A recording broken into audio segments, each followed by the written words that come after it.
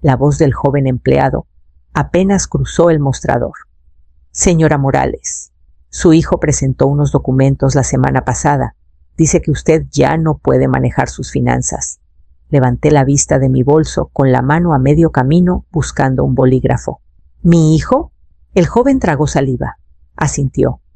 Luego con cuidado deslizó una carpeta manila sobre el mostrador. Dentro había 4 páginas. Mi nombre completo en negritas. Mi fecha de nacimiento. Mi dirección en la Colonia del Valle. La firma, al final, parecía familiar, lo suficiente como para doler. Y junto a ella, el nombre de mi difunto esposo. Como testigo, Esteban Morales, muerto hace 10 años. Yo comencé, pero no salió nada. Mi lengua se sentía como arena. Miré el sello del notario. Estaba borroso, descentrado. Una copia de una carta estaba agrapada detrás con el membrete de una clínica que nunca había oído. Decía que padecía un deterioro cognitivo temprano. Incluso había un número de teléfono. Lo hizo todo, sin preguntar, sin avisar. Sin verdad. Miguel, el empleado, parecía de unos 30 años.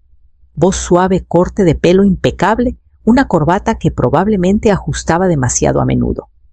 Se sentó más derecho de lo necesario, como si no estuviera seguro de si iba a llorar o desmayarme. Señora, dijo en voz baja, no procesamos nada. Algo en los documentos no se sentía correcto. Por eso le pedí que viniera. No lloré, no grité, solo me quedé ahí con las manos sobre la mesa como si no fueran mías. ¿Qué pasa si digo que no pregunté? Abrió un cajón. Sacó otra carpeta más gruesa. Estos documentos revocarán cualquier autorización pendiente y marcarán su cuenta permanentemente.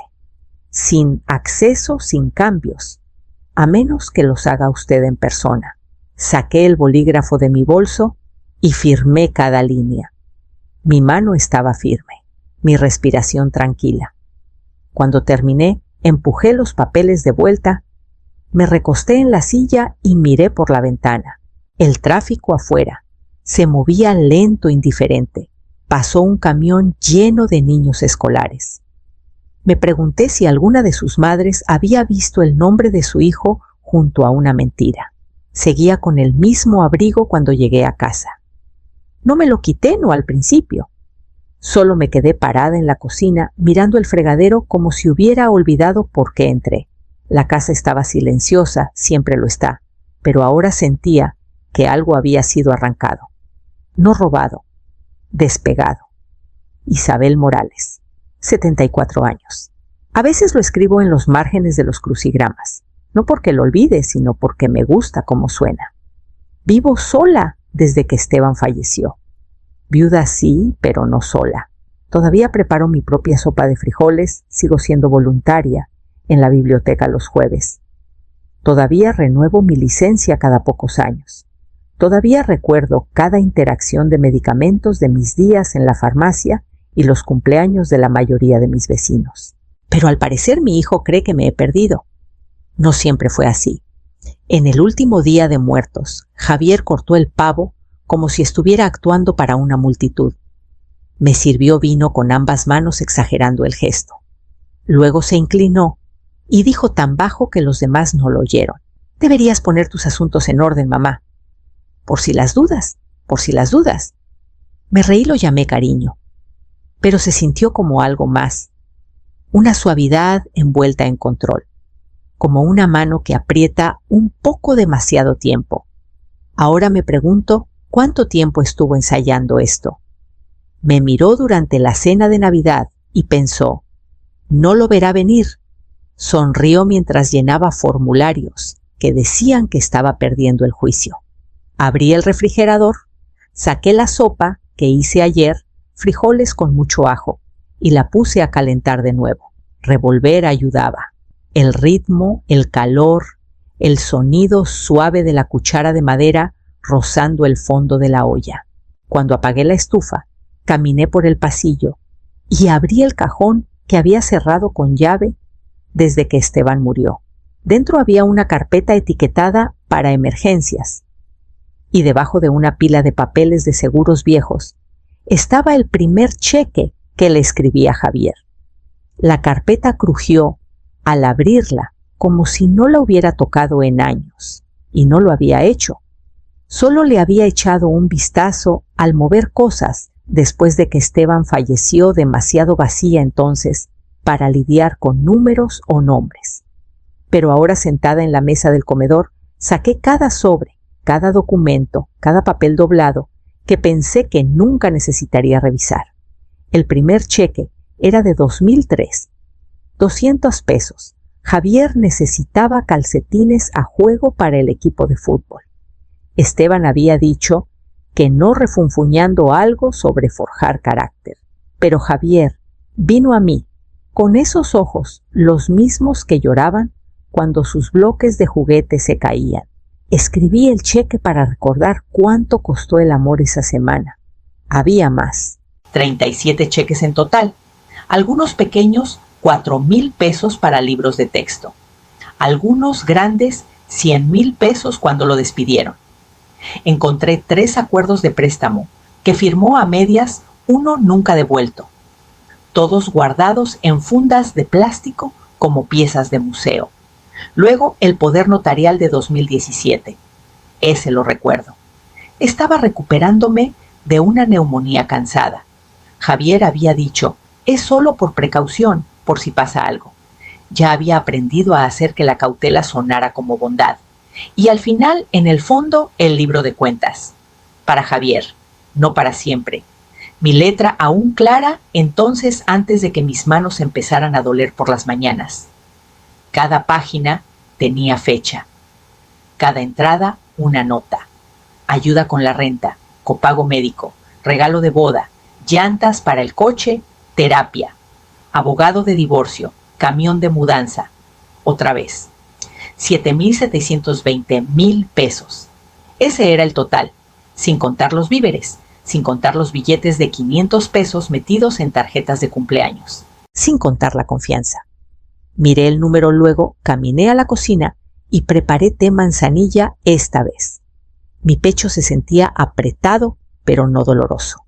Solo lleno, como si algo dentro se expandiera hasta chocar con mis paredes. De vuelta en la mesa, pasé a una página en blanco en el libro. Taché el título viejo. Y escribí uno nuevo, lo que se llevó. Aún no había servido el té cuando escuché el golpe. No el timbre, solo 3 toques suaves, familiares y ligeros. Daniela nunca usaba el timbre.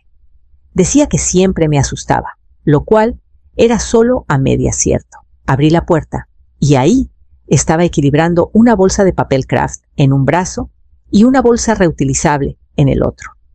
No quería interrumpir, dijo pasando junto a mí, como si viviera aquí. Traje yogur té y esas galletas que te gustan, las de ajonjolí. Desempacó los víveres en la encimera, tarareando algo que no reconocí. Sin preguntas, sin explicaciones, solo presencia. Me senté y esperé hasta que levantó la vista. Pasó algo, dije. Daniela se quedó inmóvil. Ni un movimiento, ni un suspiro. Solo inmóvil. Le conté todo. Los documentos falsificados. La carta falsa. El nombre de su padre junto al mío, escrito como un veredicto. Cuando terminé, su rostro no se torció en confusión o duda. Se quedó en blanco, luego lleno todo a la vez. «Ha estado actuando raro», dijo en voz baja. Le dijo a la tía Clara que estabas perdiendo la cabeza, como si el banco solo estuviera ayudando. Que alguien tenía que intervenir. No lloró. Yo tampoco. Solo nos quedamos ahí, frente a frente en la mesa, 2 mujeres en una cocina, donde se habían escuchado demasiadas cosas a lo largo de los años. Le dije, continuó Daniela, que si algo te pasaba, yo me encargaría, que cuidaría de ti. Su voz se quebró. Pero no necesitas que te cuiden, abuela. Solo necesitas que te escuchen. Extendí la mano y tomé la suya. La suya estaba cálida. Sólida. No me había dado cuenta de lo frías que estaban las mías hasta entonces. Te estoy escuchando, dijo de nuevo más suave. Lo que decidas hacer, te apoyo. No le respondí en voz alta. Solo me levanté, caminé al pasillo y tomé la tarjeta de presentación aún pegada al lado del gabinete. Era hora de llamar a Alejandra Torres. Llamé a Alejandra a primera hora de la mañana siguiente. Su asistente me pasó de inmediato. No había hablado con ella en casi 6 años, no desde que se finalizó la herencia de Esteban, pero su voz era exactamente la misma. Clara, directa, con esa calidez que no pide permiso. Isabel dijo sorprendida: ¿Cómo estás? Necesito actualizar mi testamento, dije. Una pausa.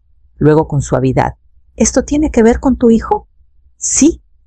No preguntó más. Solo dijo: ven esta tarde, te haré un espacio. Llegué con la carpeta manila bajo el brazo. Daniela se ofreció a llevarme, pero le dije que no. Quería ir sola. Lo necesitaba. Alejandra estaba sentada frente a mí, leyendo en silencio. No alzó las cejas ante la firma falsificada, el diagnóstico falso o la audacia de usar el nombre de Esteban. Cuando terminó, dio un golpecito a la carpeta. Empezaremos revocando el poder notarial de 2017, dijo. Quiero que Javier quede fuera del testamento, añadí. Asintió.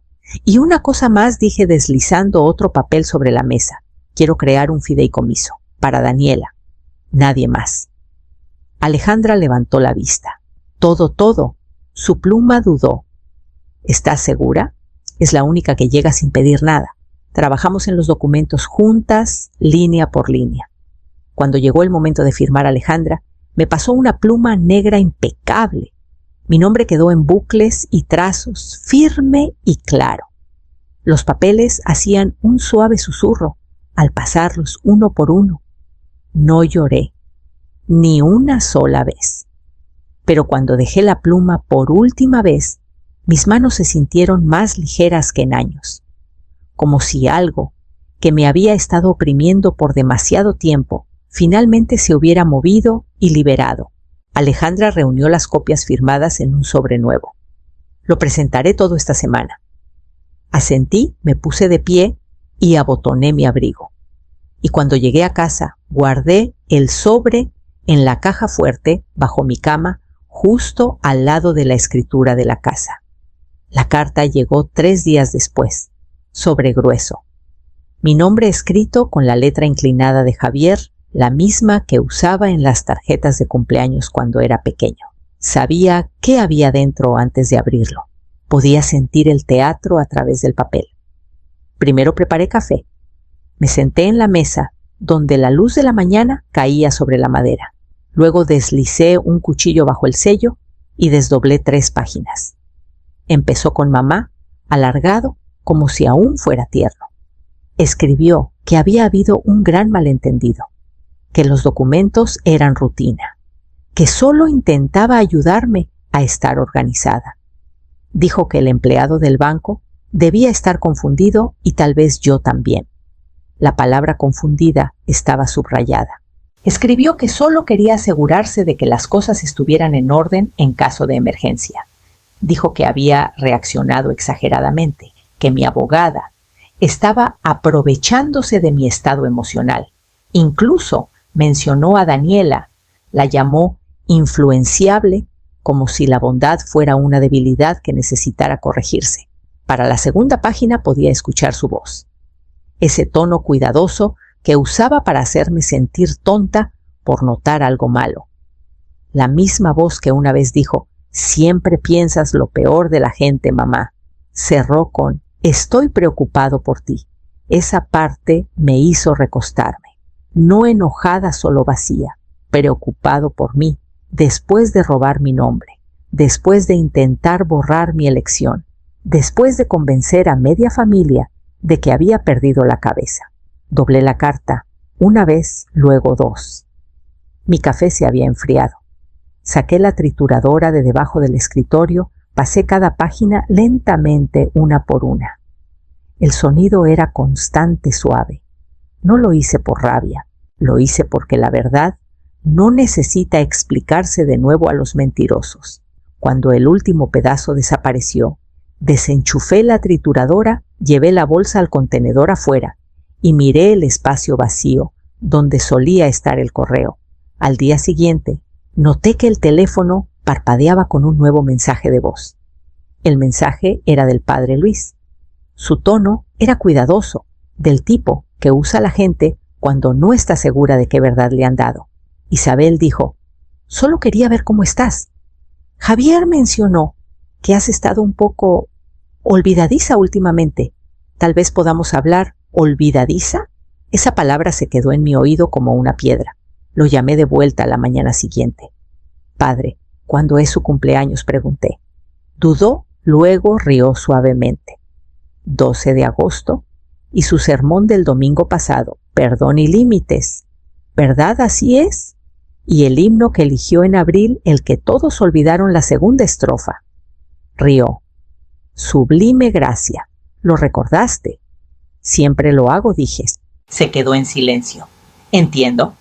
«Estoy bien, padre», añadí. «¿De verdad?» «Nunca lo dudé», dijo, pero escuché la duda debajo.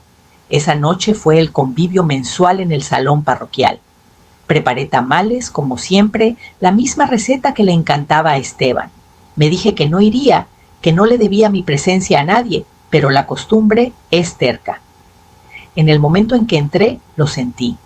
La pausa en la conversación, la sonrisa que duró un segundo de más, el susurro que no fue lo suficientemente bajo. «Está decayendo rápido.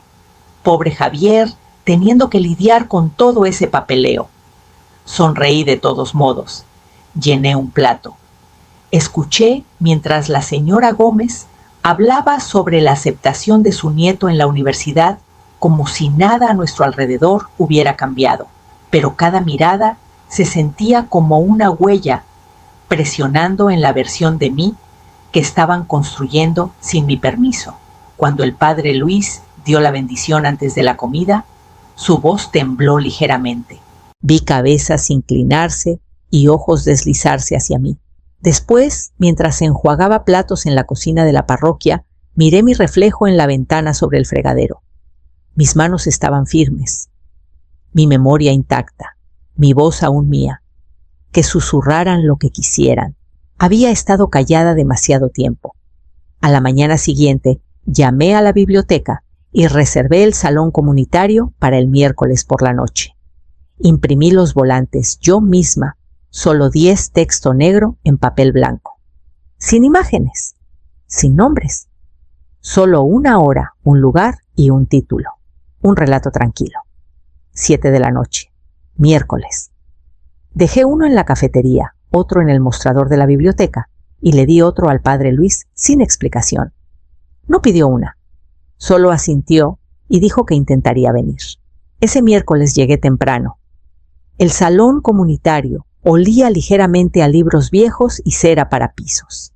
Las sillas plegables ya estaban dispuestas en filas desiguales.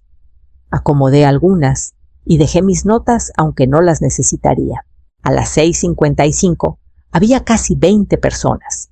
Daniela estaba sentada en la primera fila, con los brazos cruzados pero los ojos suaves. Y cerca de la salida de pie, con un abrigo rígido y una mandíbula aún más tensa, estaba Verónica, la esposa de Javier. Lo esperaba. Siempre llegaba sin invitación, pero nunca sin una agenda. Empecé exactamente a las 7. Les conté sobre la llamada del banco, el poder notarial falsificado, la carta que decía que no estaba apta, la forma en que mi hijo usó el nombre de mi esposo muerto como una llave. Les dije que no grité, no me enojé. Firmé nuevos papeles, rebosé el acceso, preparé té y encontré paz. Luego hablé de la abogada, el fideicomiso, la decisión de dejarle todo a Daniela, no por venganza, sino porque era la única que tocaba sin esperar nada a cambio. Nunca alcé la voz. No fue necesario, solo lo conté tal cual. La verdad no necesita adornos. La sala se mantuvo en silencio. Algunos asintieron, otros bajaron la mirada. Verónica no se movió. Y cuando terminé, doblé mis notas, tomé un sorbo de agua y dije: «Eso es todo». Nadie aplaudió. Eso habría sentido mal. En cambio, algunas personas se acercaron silenciosamente. Ofrecieron apretones de manos, agradecimientos suaves. Alguien dejó 3 tulipanes amarillos en la mesa sin decir una palabra. Mientras recogíamos Daniela, se acercó y susurró: «Te veías más alta esta noche». Y por primera vez en meses dormí sin soñar con explicaciones. La carta llegó certificada en un sobre blanco impecable, con el sello de un bufete de abogados que no reconocí. El tono era educado profesional, justo lo suficiente para dejar un corte de papel. Nuestros clientes, el señor y la señora Javier Mendoza, desean resolver este asunto de manera privada y con respeto. Le piden que reconsidere los cambios recientes en su testamento en el espíritu de la unidad familiar. Si acepta restaurar el testamento anterior, todas las investigaciones legales pendientes se retirarán de inmediato. Ahí estaba de nuevo unidad, una palabra que suena noble hasta que te das cuenta de que significa silencio. Leí la carta 2 veces, luego una más en voz alta, solo para escuchar lo hueca que sonaba. Ofrecían paz, pero solo si borraba la verdad. La puse junto a la rejilla donde el pan de elote acababa de terminar de hornearse. El olor llenaba la cocina cálido y constante, anclándome en la vida que parecían olvidar que aún tenía. Saqué una hoja de papel sencillo y una pluma, sin abogada, sin borradores, sin correcciones. Escribí no. Mi vida no es una negociación. Doblé la hoja una vez y la metí en un sobre en blanco, sin firma, sin florituras. Solo cinta adhesiva en la solapa firme y final. Afuera el aire traía un leve frescor. Caminé hasta el buzón, deslicé el sobre y escuché cómo caía en el espacio hueco de abajo. Un sonido pequeño, pero que se sintió más pesado que cualquier cosa que hubiera enviado en años. De vuelta en la cocina, me serví una taza de té y corté el pan de elote. El primer pedazo se desmoronó en el borde imperfecto, pero mío. Lo comí despacio de pie en la encimera donde Esteban y yo solíamos sentarnos los domingos por la mañana. La casa estaba silenciosa, no vacía, solo honesta. Dejé que el silencio se quedara. Para cuando la tetera dejó de silbar el coche de Daniela, estaba entrando al driveway. El domingo por la mañana llegó suave como siempre, sin llamadas, sin cartas, solo el sonido de los pájaros picoteando el comedero y el zumbido bajo del mundo comenzando de nuevo. Daniela apareció con una bolsa de papel blanco en una mano y un frasco de café en la otra. «Todavía está caliente», dijo entregándomelo. «No me hagas comérmelos todos». Nos sentamos en el porche, el aire lo suficientemente fresco como para que los panecillos humearan al romperlos.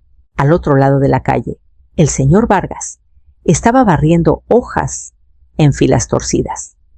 Un niño pasó rápido en un patín demasiado veloz para la tranquilidad de su madre. El mundo seguía girando. Por un rato no dijimos mucho. Ella tomó su café. Yo vi cómo el viento esparcía un montón de hojas por la calle, como si estuviera demasiado orgulloso para quedarse ordenado. «Le diste todo», dijo Daniela, eventualmente su voz baja. No enojada, solo verdadera. Asentí. Y ahora me di algo a mí misma. Me miró y lo vi alivio, tal vez. O reconocimiento. Ese tipo de saber que solo llega cuando alguien te elige sin dudar.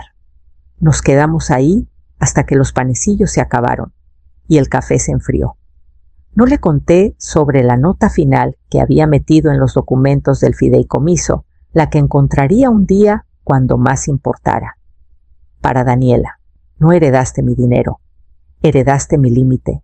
No necesitaba saberlo aún. Ya vivía como alguien que lo entendía. Cuando se fue, me abrazó como siempre lo había hecho, fuerte, segura, sin prisas. Me quedé en el porche un poco más, viendo la calle asentarse de nuevo en sí misma. El viento había cambiado. El silencio ya no se sentía vacío. Y cuando me levanté, lo hice despacio, sintiendo cada gramo de mi peso, pero nada que me arrastrara. Entré a la casa, cerré la puerta detrás de mí y dejé que la luz se derramara en el pasillo, limpia y dorada.